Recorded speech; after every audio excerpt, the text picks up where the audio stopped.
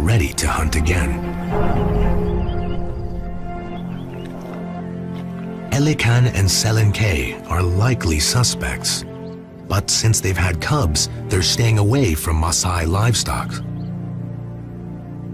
Tummies are empty. Are the sisters back at cattle killing again? Joseph appeals to the owner of the boma, reminding him killing the lions is a permanent loss to the Maasai. And if his warriors don't seek revenge, he will be reimbursed. The Predator Compensation Fund gives partial reimbursement as long as the Maasai don't kill the lions. The owner agrees for now, but they're saying that this night, if they decide, if the lions come back, we are going to kill them. Joseph is caught in the middle. He must relate to his fellow warriors, while at the same time keep the few lions left alive.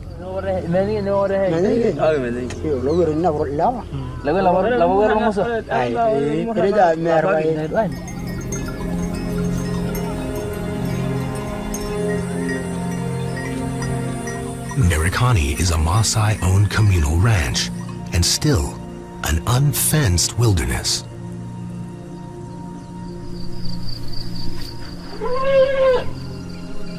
The Maasai traditionally don't hunt for meat or eat wild game.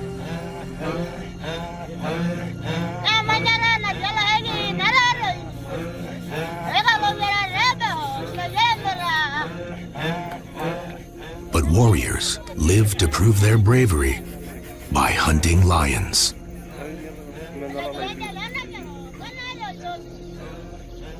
Lion hunting is an exact art. They must prepare themselves emotionally and physically. The warrior who spears the lion first is admired for life and becomes famous for bravery. He's given a new name, a lion name. But only about 20 lions remain on Merikani.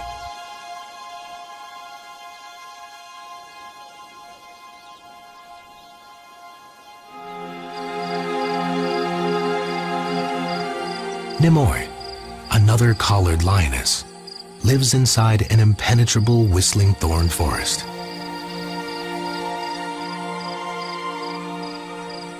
She isn't a known cattle killer, but she struggled to raise her 4-month-old cubs through the drought. She's already lost one, possibly by starvation.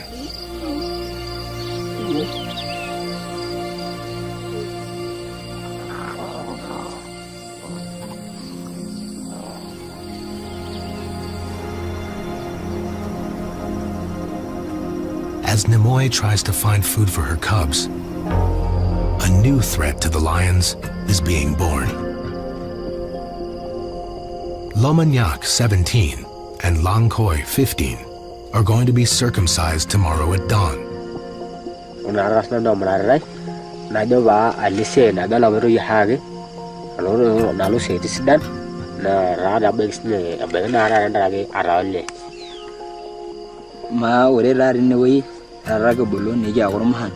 Na ore dora ra nene kununu ne nginyala rongi hage kambare ni nyali te ni nyali ngusingihu amure ni nyala na ra ne awona ra ra mu nyala ne ngireng.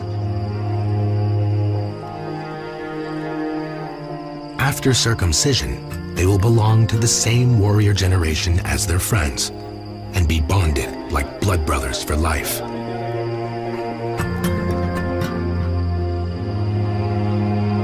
A new warrior generation is created about every 15 years. As the brothers mentally prepare for their ordeal, their mother shaves their heads.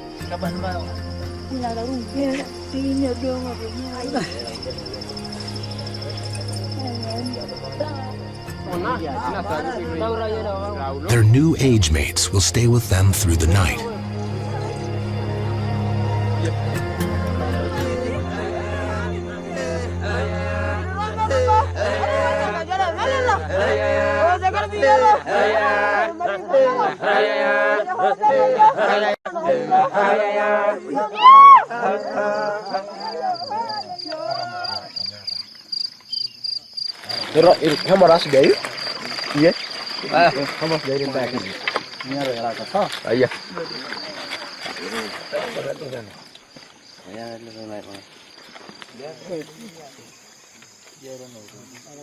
The circumciser is a trained male nurse from the local clinic. He uses a sterilized scalpel to continue an ancient practice, until recently, done with an old blade.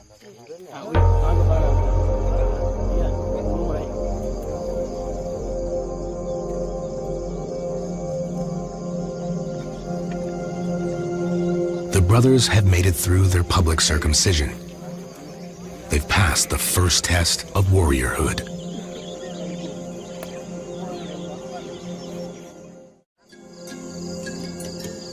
A week later, Lomanyak and Lankoy are well enough to sit outside with their father and dream.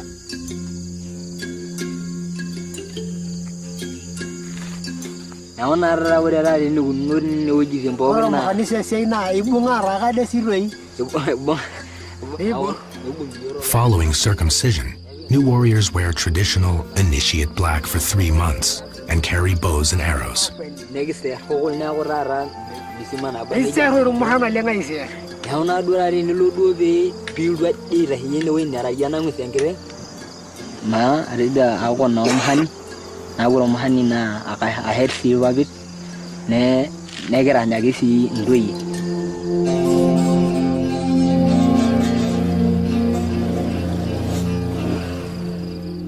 Not far away, the lions are at it again.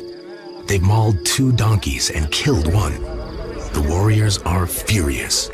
Joseph does his best to calm them down.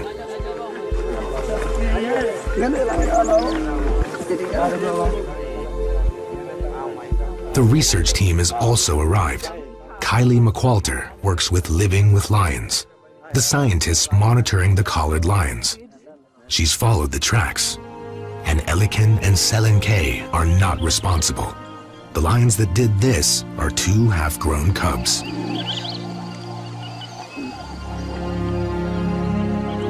Okay, so they've agreed that they won't kill the lions if we can find them and KWS come and take them away. We've got a couple of days to find them. This rain isn't helping at all.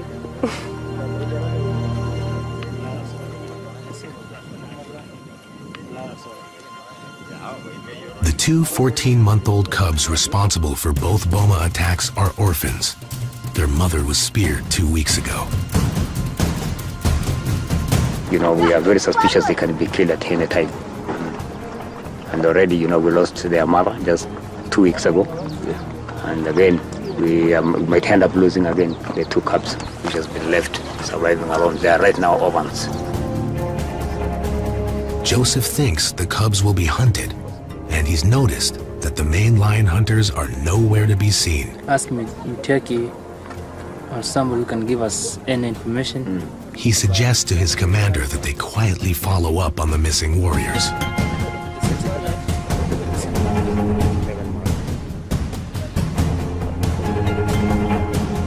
Kylie has just a few days to find the orphaned cubs and relocate them to safer land. And it will be like finding 2 needles in a haystack.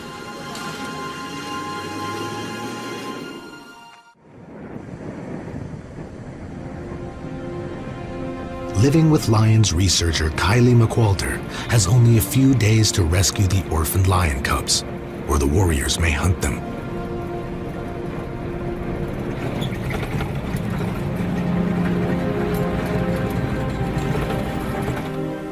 But there are thousands of acres to search, and the cubs are not collared.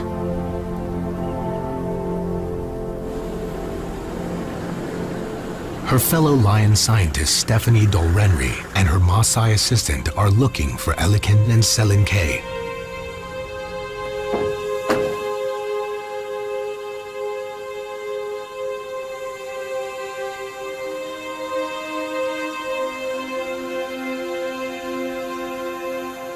Collars are a tool for conservation, particularly with the lion guardians on the ground. They're able to know where those lions are, and they can track and they can say, okay, We know that a cow was killed over in one area and Morans might be going hunting over in that area, but our collared animals are all in another area.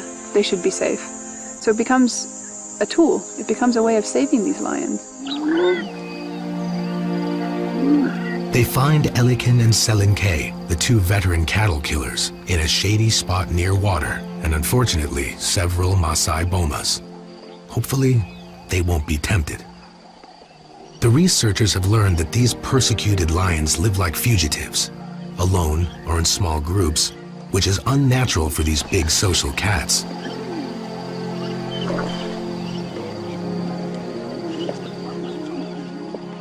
Lions usually live in prides, with an average of 10 or more animals in many places in Africa.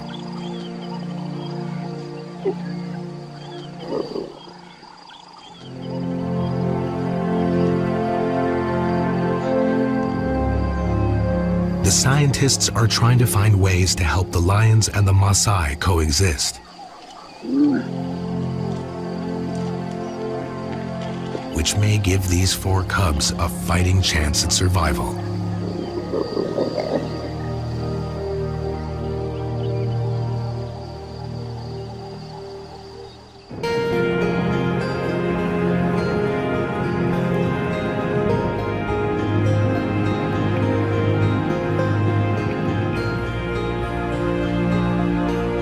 Joseph goes back to the donkey boma to find out what his age-mate warriors are doing.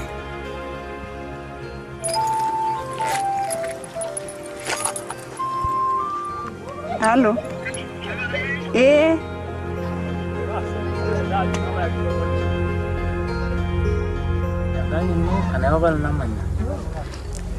Never papa. Pagana. And I say a group and Julia. I hear it in the place. You running well letting along a new bully lion guardian. Yawana be into Nina the wood, no. Alamayu. Kayaka Kirika. Kirika Nasa.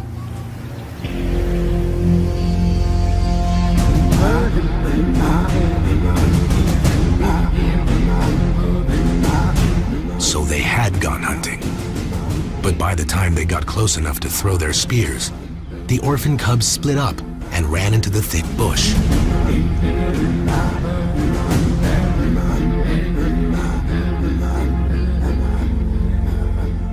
That's when they gave up. Some lost interest and others were afraid of getting into trouble.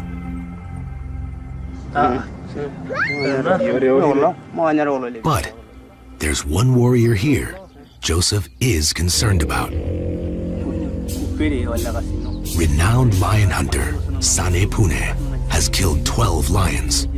He's also Joseph's childhood friend and warrior brother. Joseph reminds him that lion hunting is illegal and the importance of conservation.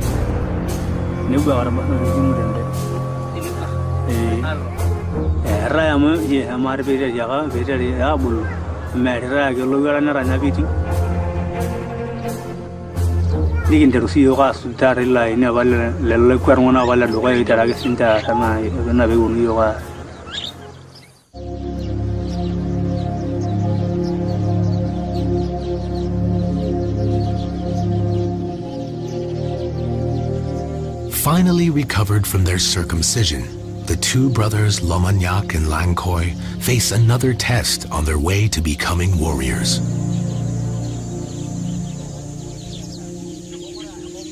In this phase of initiation, they must hunt birds.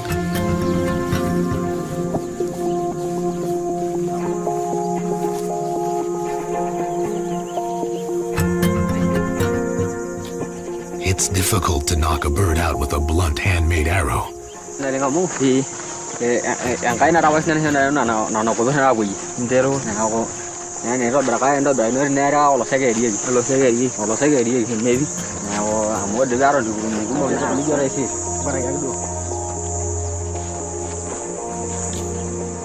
They're looking forward to hunting lions next.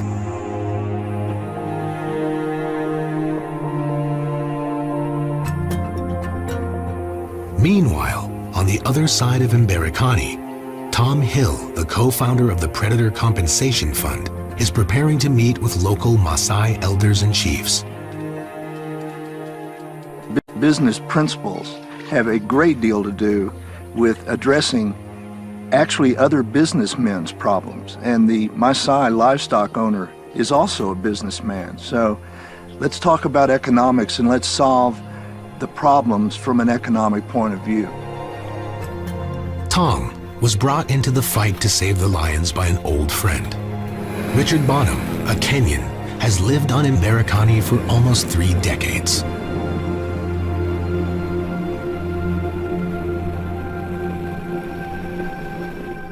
He started an ecotourism lodge and has since brought conservation to the area. Today, he oversees a growing team of game scouts. And then it reached a stage where I could see the lion population was virtually extinct in the area. And so I went to the elders and said, what are we going to do here? You know, we've got to stop it. And they said, well, the only way you're going to stop it is paying us for the livestock that are killed by the predators. Tom and the elders have now come together to brainstorm how to prevent more lion killings. Since the Predator Compensation Fund was founded, very few lions were killed on Mberekani. But after the drought, everyone panicked. And that's what I think the chief is about to tell us, his thought. 17 lions have been killed in the greater area surrounding Mberekani in the last 5 months. And him and the other guy said that, you know, the politics is going on, lions are being killed, but we are not going to stop talking to the initiative to stop lion killing. So we have to keep moving and make sure that we have to stop it. These elders in charge of training the new warriors are called Menya Layok, which means fathers of the warriors. They teach hunting and fighting skills, training warriors to protect their people's livestock. But things are now happening on Mberekani. For the first time, warrior traditions must change. They're setting up a series of training sessions for the new warriors. Lion hunting will no longer be tolerated.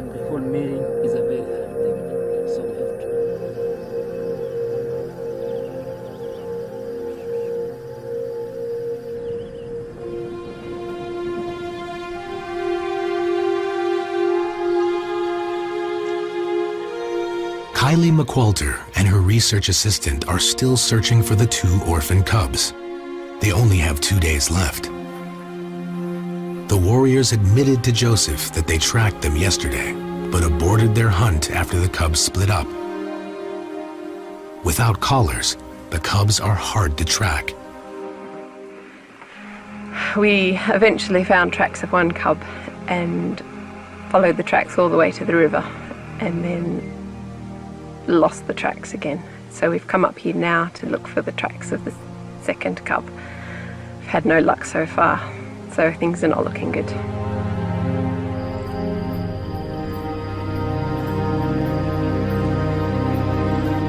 The cubs will be hungry again soon. They may be too young to survive on their own and will probably break into another boma.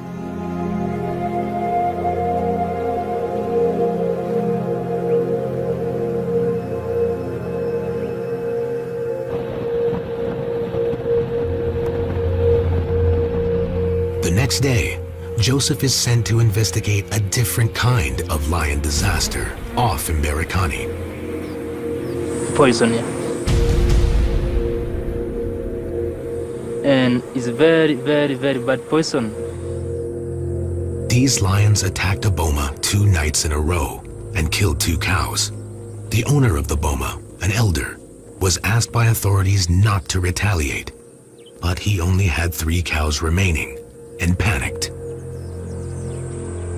I'm gonna say that we have lost the whole pride around here, so it's a very sad case.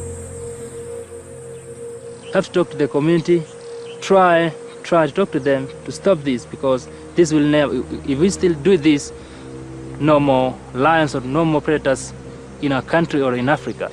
Poison takes the guilty and the innocent. We have lost 5 lions in total out of the incident. The community member used this particular bucket here.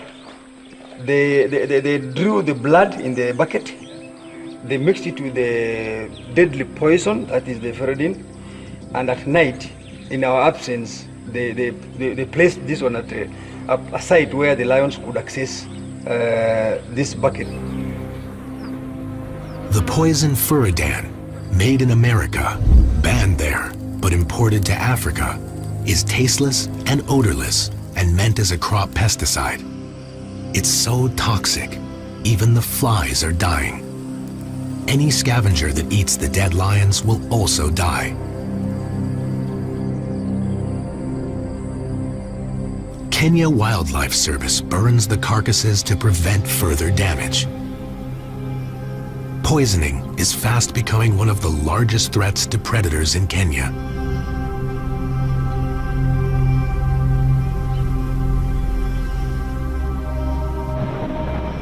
That night, Joseph is called into the Game Scout headquarters. A sting operation is underway to arrest a lion hunter. An informer told Kenya Wildlife Service that Sane Pune went after the 2 orphan cubs this afternoon and speared one. But basically, the cub is already injured. So what the plan right now on the ground is KWS to team up with our team, that is the mobile one, which is right down there at Kwesu, to team up this night and track this guy, because already we are made to understand that some of the informer knows exactly where he is. So the notorious lion hunter. Yeah. Because I think he's not even aware that we are aware that he's the one who have speared the lion, or we know that the lion has been speared. So there's high possibility of getting him because he must be just on the ground. Joseph wants Sane Pune to be caught, even though this puts him in an awkward position. He's among of my best friends in Berikani Group Ranch, and also in my age set. He's the one who have speared the lion, that the 2 cubs that the mom has been killed the last 2 weeks. And up to now, according to the report we have had, is that the lion has been speared badly and also badly injured. Just told everyone, and I just told my office and the whole security team that if Sane Pune is there, we'll automatically lose the lion. And this is what happened right today.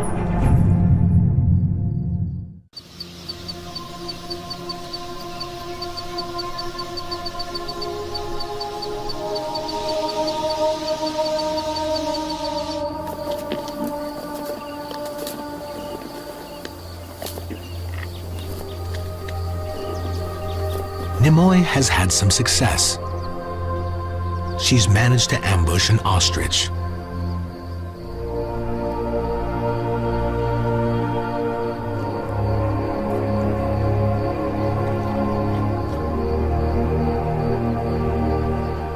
Ostrich are plentiful after the drought, but killing one on her own is an achievement. They're fast and agile and can deliver a surprising lethal front kick. Somewhere in Mberikani, the Kenya Wildlife Service are holding Sane Pune in custody. Nimoy is oblivious to the drama playing out on her behalf and on behalf of all lions in Maasai land.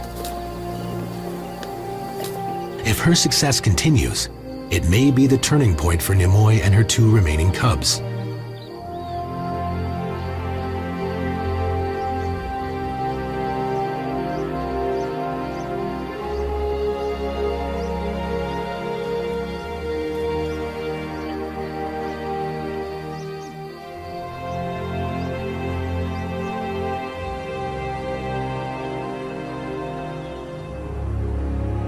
Out on the plains, Joseph gets away from the stress of his job as a game scout and joins his fellow age mates for a wedding ceremony.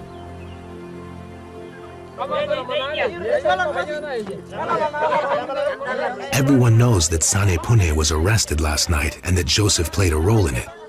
The Kenya Wildlife Service is questioning the lion hunter right now.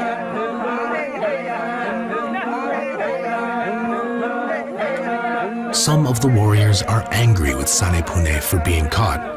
Others think Joseph is a traitor.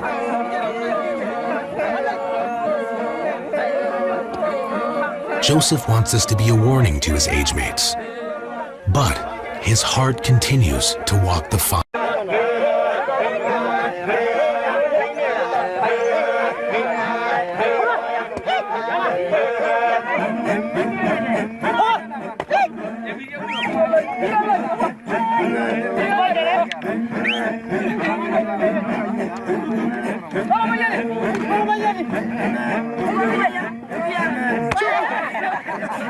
For more than 400 years, the Maasai have kept their culture intact. At its core is the lion-warrior love-hate relationship. Most songs and legends are about lions and warriors. If lion hunting goes from Maasai culture, what can replace it? And what else will go next? The next morning, in the whistling thorn forest, Nimoy watches the vultures come in, attracted to her ostrich kill.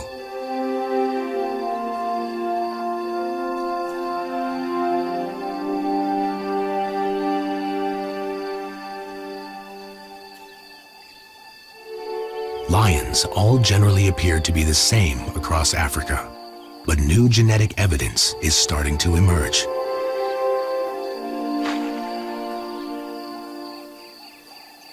Prides sampled in East, West, and South Africa all seem genetically distinct, and there is concern that lions from different areas probably don't interbreed.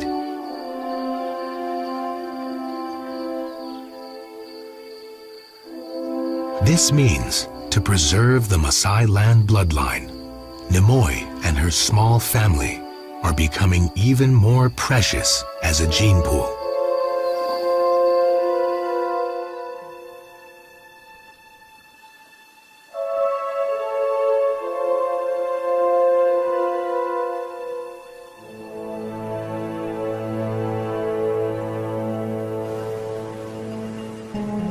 Lamanyak and Lankoi are on their way to the first initiate training meeting, usually held under a tree, but today in a donated community church. The Menya Layok, or Fathers of the Warriors, have arrived. Joseph is here to help. This is a historic day.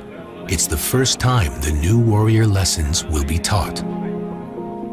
Lamanyak and Lankoi have never been to an indoor meeting and don't know what to expect. One of the fathers introduces today's program.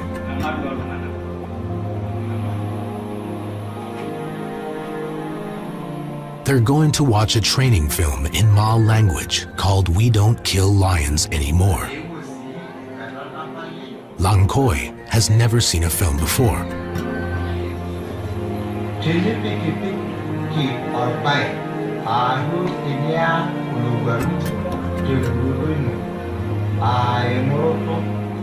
This film was made by Richard Bonham and Tom Hill's Fund to help teach communities about predator compensation. It's a starting point, explaining to the new warriors that with compensation, there's no need to kill lions anymore.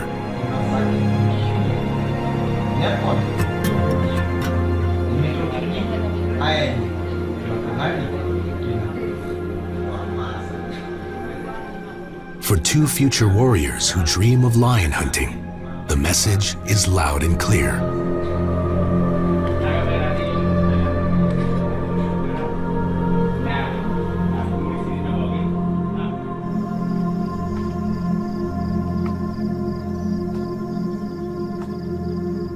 Back at their home, the despondent brothers tell their father about their first initiate meeting.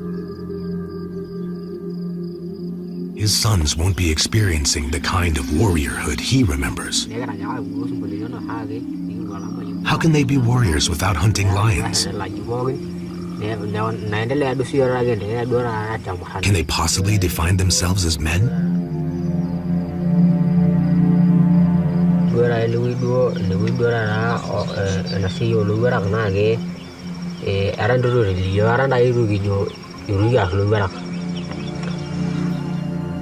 There are still many more Menya Layok meetings to come.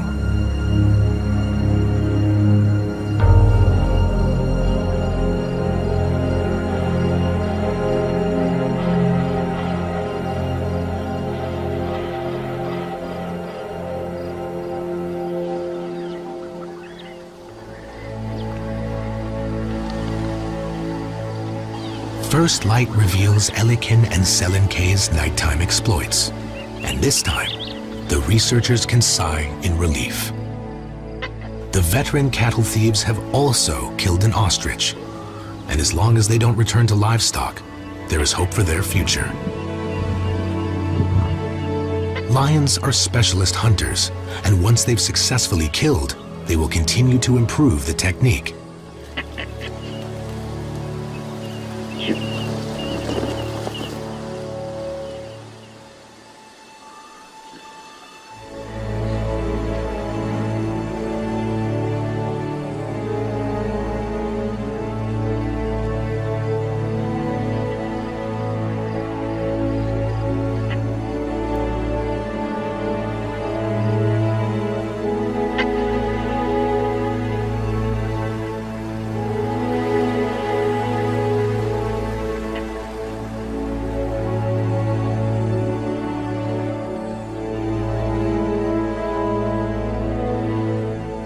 Kenya's lions are more than iconic symbols that bring tourist dollars to help support the economy. As top predators, their role in the ecosystem is vital. If they go extinct, everything else suffers, from the environment to the economic sustainability of the land.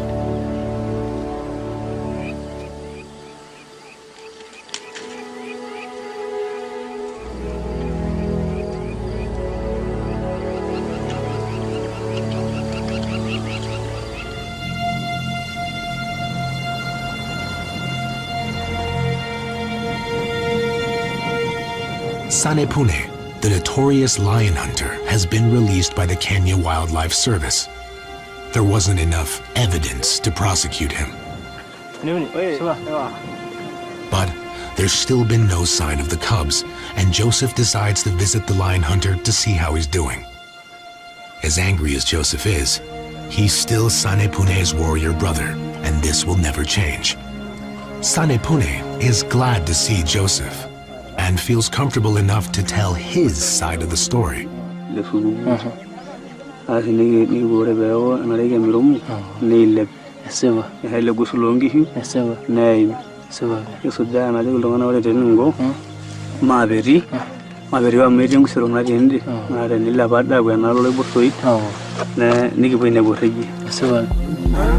Sanepune started hunting and soon found fresh tracks of the cubs to follow.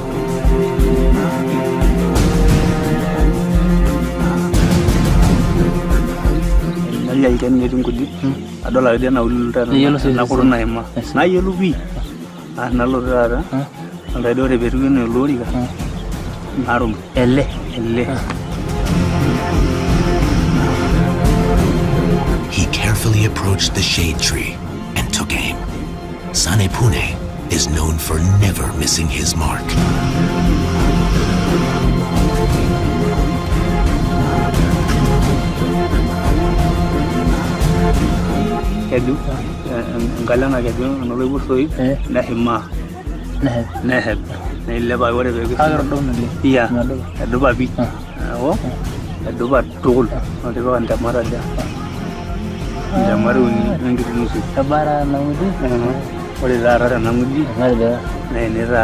He says his spear went through the cub and hit earth. It had blood and mud on its tip. He followed the injured cub for a while and then decided to find some other warriors to help him. But no one would agree. That night, he was arrested.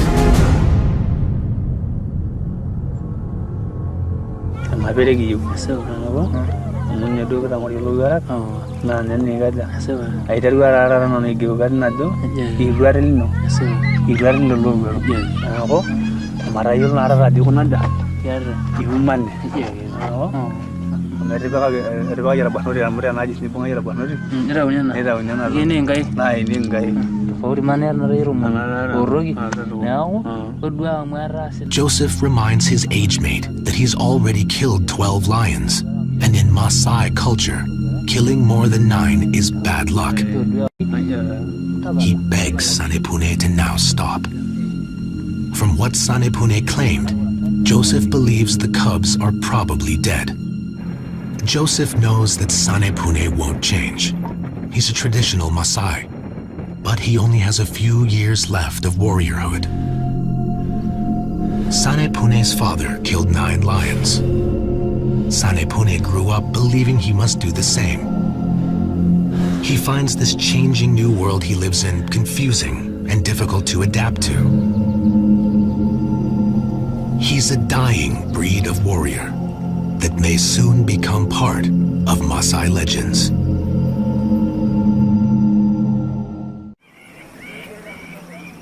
Several weeks have passed, and the next Menyalayok meeting is today. Only a few initiates have shown up. The new warriors are sullen. So far, they've been told what they can't do: kill lions anymore.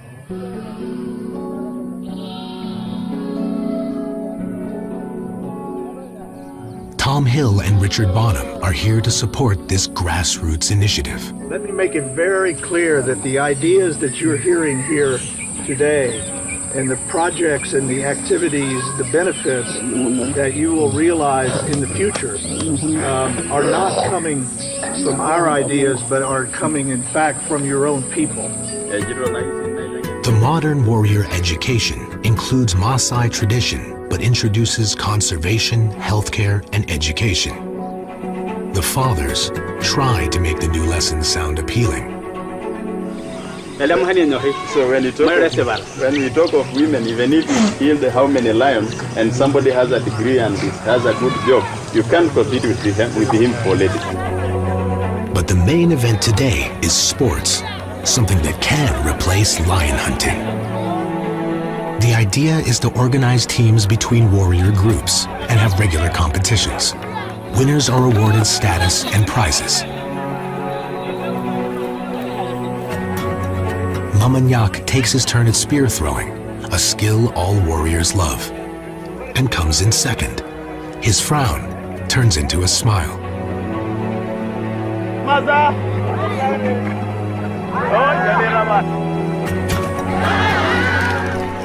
The day is a success, and next time more will attend. There are close to 1,000 new warriors on Mberikani alone. This story is only beginning for these teenagers, and the future is unknown. But as they continue their training, perhaps some will become different kinds of lion warriors. Research assistants that work with scientists, safari guides, and of course game scouts, following in the footsteps of Joseph. The same evening, the males of Mberikani are back. Both research lions are on patrol visiting their females. Shore and Manuele are among the few carriers of the Maasai land lion genetic profile, and as their great paws strut across these plains, they are the link to its survival. The 2 orphan cubs have reappeared. They survived Sanepune's spear and have not attacked more bomas. Somehow, they're learning to survive on their own. It's going to be up to the new warriors and the elders leading them to find the solutions. But for now, Lamanyak and Lankoi are just trying to cope with the new things they're learning. In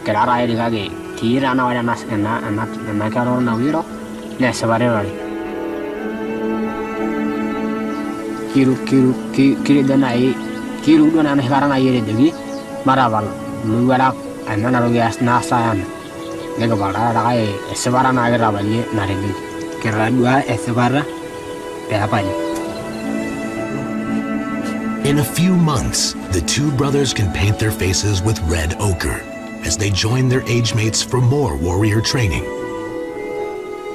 that will go on for the next few years as they become full-fledged Maasai warriors.